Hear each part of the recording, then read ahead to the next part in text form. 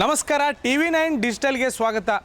ರಾಯಚೂರಿನಲ್ಲಿ ಪ್ರೀತಿಸಿ ಮದುವೆಯಾದ ಬಳಿಕ ಇಬ್ಬರು ಮಕ್ಕಳ ಆದ ಬಳಿಕ ಏನು ಪತಿ ಎಸ್ಕೇಪ್ ಆಗಿರುವಂಥ ಪ್ರಕರಣ ಇದೆ. ಈ ಪ್ರಕರಣಕ್ಕೆ ಸದ್ಯ ಟ್ವಿಸ್ಟ್ ಸಿಗ್ತಾ ಇರುವಂಥದ್ದು. ಡಿವೋರ್ಸ್ಗಾಗಿ ಪತಿ ಏನು ಪ್ರೀತಿಸಿ ಮದುವೆ ಆಗಿರುವಂತಹ ಒಂದು ಪತಿ ಏನಿದ್ದಾನೆ, ಈತ ಪತ್ನಿಯ ಖಾಸಗಿ ಫೋಟೋಗಳನ್ನ ಇಟ್ಕೊಂಡು ಸದ್ಯ ಟಾರ್ಚರ್ ಕೊಡುವಂಥ ಕೆಲಸದಲ್ಲಿ ತೊಡಗಿದ್ದಾನೆ ಅಂತೇಳಿ ಪತ್ನಿ ಅಮೃತ ಸದ್ಯ ಆರೋಪ ಮಾಡ್ತಾ ಇದ್ದಾರೆ. ಪ್ರಕರಣದ ಹಿನ್ನೆಲೆ ನೋಡೋದಾದರೆ ಈ ಅಮೃತ ಸಂತ್ರಸ್ತ ಮಹಿಳೆ ಏನಿದ್ದಾಳೆ, ಈಕೆ ರಾಯಚೂರು ಜಿಲ್ಲೆ ಲಿಂಗಸೂರು ತಾಲೂಕಿನ ಹಟ್ಟಿ ಪಟ್ಟಣದ ನಿವಾಸಿ. ಪತಿ ದರ್ಶನ್ ಈತ ಲಿಂಗಸೂರು ಪಟ್ಟಣದ ನಿವಾಸಿ. ಈ ಹಿಂದೆ ಈಕೆ ಕಡು ಬಡತನ ಹಿನ್ನೆಲೆಯಲ್ಲಿ ಈಕೆ ಲಿಂಗಸೂರು ಪಟ್ಟಣದ ಒಂದು ಬಟ್ಟೆ ಅಂಗಡಿಯಲ್ಲಿ ಕೆಲಸ ಮಾಡ್ತಿರ್ತಾಳೆ. ಆ ಸಂದರ್ಭದಲ್ಲಿ ಪಕ್ಕದಲ್ಲಿ ಒಂದು ಹಾರ್ಡ್ವೇರ್ ಶಾಪ್ ಇರುತ್ತೆ. ಇದು ಯಾರ್ದಂದರೆ ಗಂಡ ದರ್ಶನ್ಗೆ ಸಂಬಂಧಪಟ್ಟಂಥ ಮತ್ತು ಅವರ ಒಡೆತನದ ಒಂದು ಹಾರ್ಡ್ವೇರ್ ಶಾಪ್ ಇರುತ್ತೆ. ಆ ಸಂದರ್ಭದಲ್ಲಿ ಇಬ್ಬರಿಗೂ ಪರಿಚಯ ಆಗಿ 5 ವರ್ಷಗಳ ಹಿಂದೆ ದೇವಸ್ಥಾನವೊಂದರಲ್ಲಿ ಸಂಪ್ರದಾಯದ ಪ್ರಕಾರ ಮದುವೆ ಆಗ್ತಾರೆ.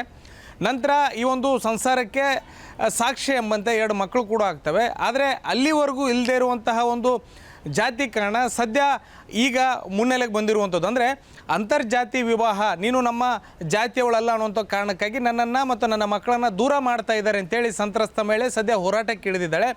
ಕಳೆದ 4 ದಿನಗಳಿಂದ ಲಿಂಗಸೂರು ಪಟ್ಟಣದಲ್ಲಿರ್ತಕ್ಕಂಥ ಪತಿ ದರ್ಶನ್ನ ಒಂದು ಹಾರ್ಡ್ವೇರ್ ಶಾಪ್ ಇದೆ, ಅದರ ಎದುರುಗಡೆನೇ ಮಕ್ಕಳ ಸಮೇತ ಕೂತ್ಕೊಂಡು ತನ್ನ ತಾಯಿ ಮತ್ತು ಸಂಬಂಧಿಕರ ಜೊತೆ ಕೂತ್ಕೊಂಡು ಆ ಸಂತ್ರಸ್ತ ಮಹಿಳೆ ಹೋರಾಟವನ್ನು ಮಾಡ್ತಾ ಇದ್ದಾಳೆ.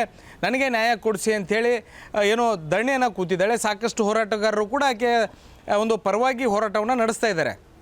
ಆಕೆ ಉದ್ದೇಶ ಏನಂತಂದರೆ, ಮದುವೆ ಆಗಿದೆ, ನಂತರ ಮಕ್ಕಳು ಕೂಡ ಆಗಿದ್ದಾವೆ, ನನಗೆ ನನ್ನ ಗಂಡ ಬೇಕು, ಜೊತೆಗೆ ಅವರ ಕುಟುಂಬಸ್ಥರು ಬೇಕು, ನನ್ನ ಸಂಸಾರ ನಾನು ನಡೆಸ್ಕೊಂಡು ಹೋಗ್ತೀನಿ ಅನ್ನೋಂಥ ವಿಚಾರವನ್ನು ಹೇಳ್ತಾ ಇದ್ದಾರೆ. ಆದರೆ ಗಂಡ ಇದೇ ಜುಲೈ ಕೊನೆಯ ವಾರದಲ್ಲಿ ಏನೋ ಮಳಿಗೆಗೆ ಹೋಗ್ತೀನಿ ಅಂತ ಹೇಳೋದವನು ವಾಪಸ್ ಬಂದಿಲ್ಲ, ಅಂದರೆ ಪರಾರಿಯಾಗಿದ್ದಾನೆ. ಎಲ್ಲಿ ಹೋದ ಅನ್ನುವಂಥದ್ರ ಬಗ್ಗೆ ಈವರೆಗೂ ಮಾಹಿತಿ ಇಲ್ಲ ಅನ್ನುವಂಥದ್ದು ಪತ್ನಿ ಅಮೃತಾಳ ಒಂದು ಆರೋಪ.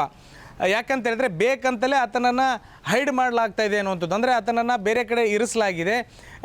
ಆತನಿಗೆ ಮತ್ತೊಂದು ಮದುವೆ ಮಾಡಲಿಕ್ಕೂ ಕೂಡ ಆತನ ಕುಟುಂಬಸ್ಥರು ಮುಂದಾಗಿದ್ದಾರೆ. ಇದೇ ಕಾರಣಕ್ಕಾಗಿ ನನ್ನನ್ನು ಮತ್ತು ನನ್ನ ಮಕ್ಕಳನ್ನು ದೂರ ಇಡ್ತಾ ಇದ್ದಾರೆ ಅನ್ನುವಂಥದ್ದು ಆರೋಪ ಮಾಡಿದ್ಲು. ಈಗ ಈ ಪ್ರಕರಣಕ್ಕೆ ಸಂಬಂಧಪಟ್ಟಂತೆ ಆಕೆ ಕಾನೂನು ರೀತಿಯಲ್ಲೇ ಹೋರಾಟಕ್ಕೆ ಸದ್ಯ ಮುಂದಾಗಿದ್ದಾಳೆ. ರಾಯಚೂರು ನಗರದಲ್ಲಿರ್ತಕ್ಕಂಥ SP ಕಚೇರಿಗೂ ಕೂಡ ಬಂದು ಕಾನೂನು ರೀತಿಯಲ್ಲಿ ಯಾವ ರೀತಿ ಹೋರಾಟ ಮಾಡಬೇಕು ಅನ್ನೋಂಥ ನಿಟ್ಟಿನಲ್ಲಿ ಕೂಡ ಒಂದು ಹೆಜ್ಜೆ ಮುಂದಿಟ್ಟಿದ್ದಾಳೆ. ಇದರ ಜೊತೆಗೆ ಮತ್ತೊಂದು ಗಂಭೀರ ಆರೋಪ ಆಕೆ ಮಾಡ್ತಾ ಇರುವಂಥದ್ದು ಏನಂದರೆ, ಕೇವಲ ಇದು ಇಷ್ಟಕ್ಕೆ ಸೀಮಿತ ಆಗಿಲ್ಲ, ಬದಲಾಗಿ ನನ್ನ ಗಂಡನ ಮಳಿಗೆ ಎದುರು ನಾನು ಹೋರಾಟ ಮಾಡ್ತಾಯಿದ್ರೆ ಕೆಲ ಸ್ಥಳೀಯ ರೌಡಿಗಳು ಬಂದು ನನಗೆ ಟಾರ್ಚರ್ ಕೊಡ್ತಾರೆ, ವಾರ್ನಿಂಗ್ ಮಾಡ್ತಾರೆ ಮತ್ತು ದಬ್ಬಾಳಿಕೆ ಮಾಡಲಿಕ್ಕೆ ಮುಂದಾಗ್ತಾರೆ. ಈ ಮಳಿಗೆ ಮುಂದೆ ಕುತ್ಕೋಬೇಡ, ಎದ್ದು ಹೋಗು ಅಂತೇಳಿ ನನಗೆ ಒಂದು ರೀತಿಯಲ್ಲಿ ಹಿಂಸೆ ಕೊಡ್ತಾ ಇದ್ದಾರೆ ಅನ್ನೋಂಥ ಆರೋಪ ಮಾಡ್ತಾ ಇದ್ದಾಳೆ. ಇದರ ಜೊತೆಗೆ ಗಂಡ ದರ್ಶನ್ ಏನಿದ್ದಾನೆ ಅಥವಾ ಕುಟುಂಬಸ್ಥರು ಕೂಡ ಒಂದು ವೇಳೆ ನೀನು ನಮ್ಮ ಮನೆಗೆ ಬಂದರೆ ನೀವು ಸುಟ್ಟು ಹಾಕ್ತೀವಿ ಅನ್ನೋಂಥ ಎಚ್ಚರಿಕೆಯನ್ನು ಕೊಡ್ತಾ ಇದ್ದಾರೆ. ಹೀಗಾಗಿ ನಾನು ಎಲ್ಲಿ ಹೋಗಬೇಕು ಅನ್ನೋಂಥ ಪ್ರಶ್ನೆಯನ್ನು ಆ ಒಂದು ಸಂತ್ರಸ್ತ ಮಹಿಳೆ ಮಾಡ್ತಾ ಇದ್ದಾಳೆ. ಇನ್ನು ಗಂಡನ ವಿಚಾರಕ್ಕೆ ಬರೋದಾದರೆ, ಈ ಪ್ರೀತಿಸಿ ಮದುವೆಯಾಗಿ 2 ಮಕ್ಕಳು ಆಗೋವರೆಗೂ ಚೆನ್ನಾಗಿದ್ದಂತಹ ಗಂಡ ಯಾವಾಗ ಕುಟುಂಬಸ್ಥರ ಒಂದು ಮೈಂಡ್ ವಾಶ್ಗೆ ಒಳಗಾಗ್ತಾನೋ, ಇದಾದ ಬಳಿಕ ಆತ ಪತ್ನಿಯ ಒಂದು ಖಾಸಗಿ ಫೋಟೋಗಳನ್ನು ಇಟ್ಕೊಂಡು ಡಿವೋರ್ಸ್ಗಾಗಿ ಬಲವಂತ ಮಾಡ್ತಾ ಇದ್ದಾನೆ ಅಂಥೇಳಿ ಈ ಪತ್ನಿ ಆರೋಪ ಮಾಡ್ತಾ ಇರುವಂಥದ್ದು. ಅಂದರೆ ಈ ಬಗ್ಗೆ ಸಾಕಷ್ಟು ಒಂದು ರೀತಿಯಲ್ಲಿ ಬೇಸರವನ್ನು ಹೊರ ಹಾಕ್ತಾ ಇದ್ದಾರೆ ಪತ್ನಿ ಏನು ಅಮೃತ. ಯಾಕಂತ ಹೇಳಿದ್ರೆ ಗಂಡನೇ ಒಂದು ಖಾಸಗಿ ಫೋಟೋಗಳನ್ನ ಇಟ್ಕೊಂಡು ಈ ರೀತಿ ಬ್ಲ್ಯಾಕ್ ಮೇಲ್ ಮಾಡುವಂಥದ್ದು, ಟಾರ್ಚರ್ ಕೊಡುವಂಥದ್ದು ಎಷ್ಟು ಸರಿ ಅನ್ನುವಂಥ ಪ್ರಶ್ನೆಯನ್ನು ಆಕೆ ಮಾಡ್ತಾ ಇದ್ದಾಳೆ. ಒಂದು ವೇಳೆ ನೀನು ಡಿವೋರ್ಸ್ ಕೊಡದೇ ಇದ್ದರೆ ಫೋಟೋಗಳನ್ನ ಹತ್ರ ಹೀಗೆ ಇರ್ತವೆ ಅಂತ ಎಚ್ಚರಿಕೆ ಕೊಡ್ತಾನೆ, ವಾರ್ನಿಂಗ್ ಮಾಡ್ತಾ ಇದ್ದಾರೆ. ಹೀಗಾಗಿ ನನಗೆ ಆತಂಕ ಆಗ್ತಾ ಇದೆ ಅನ್ನುವಂಥ ವಿಚಾರವನ್ನು ಆಕೆ ಪ್ರಸ್ತಾಪ ಮಾಡ್ತಾ ಇದ್ದಾಳೆ.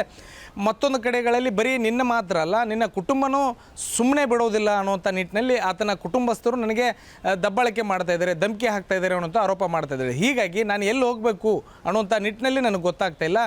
ನನಗೆ ಮತ್ತು ನನ್ನ ಮಕ್ಕಳಿಗೆ ಭವಿಷ್ಯ ಇದೆ, ನನಗೆ ನನ್ನ ಗಂಡನ ಜೊತೆ ಮತ್ತು ಆತನ ಕುಟುಂಬಸ್ಥರ ಜೊತೆಗೆ ಏನು ಜೀವನ ನಡೆಸುವಂತಹ ಕನಸಿದೆ. ಹೀಗಾಗಿ ಆ ಅವಕಾಶ ಮಾಡಿಕೊಡ್ಬೇಕು ನನಗೆ. ಆದರೆ ಈಗ ಸದ್ಯದ ಪರಿಸ್ಥಿತಿಯಲ್ಲಿ ನಾನು ಹೊರಗಡೆ ಬಂದರೂ ಕೂಡ ಬದುಕಲಿಕ್ಕೆ ಆಗದೇ ಇರುವಂಥ ಸ್ಥಿತಿಯಲ್ಲಿ ನಾನಿದ್ದೀನಿ. ಆರ್ಥಿಕ ಸ್ಥಿತಿ ನಂದು ಸರಿ ಇಲ್ಲ. ಹೀಗಾಗಿ ಅವ್ರನ್ನ ಅಂದರೆ ಗಂಡನನ್ನು ಕರೆಸಿ ಏನು ಈ ವಿಚಾರ ಏನು ಬೇಜಾರಾಗಿರುವಂಥದ್ದಾಗಲಿ ಅಥವಾ ಏನಾದರೂ ಸಮಸ್ಯೆಗಳಿದ್ದರೆ ಪರಿಹಾರ ಮಾಡಿಕೊಡಿ ಅಂತೇಳಿ ಕೆಲವೊಂದಿಷ್ಟು ಹೋರಾಟಗಾರರಾಗಿರ್ಬೋದು ಸಂಬಂಧಪಟ್ಟಂಥವ್ರು ದಂಬಾಲು ಬಿದ್ದಿದ್ದಾಳೆ. ಆದರೆ ಈವರೆಗೂ ಆ ಗಂಡನನ್ನು ಕಾಂಟ್ಯಾಕ್ಟ್ ಮಾಡಲಿಕ್ಕೆ ಆಕೆಗೆ ಸಾಧ್ಯ ಆಗಿಲ್ಲ.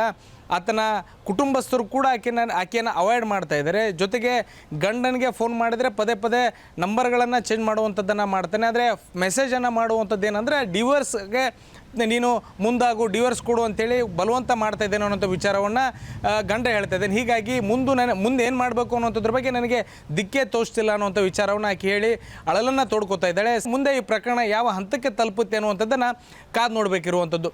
ಕ್ಯಾಮ್ರಾ ಪರ್ಸನ್ ವಾಸುದೇವ್ ಜೊತೆ ಭೀಮೇಶ್ ಪೂಜಾರ್, TV9 ಡಿಜಿಟಲ್, ರಾಯಚೂರು.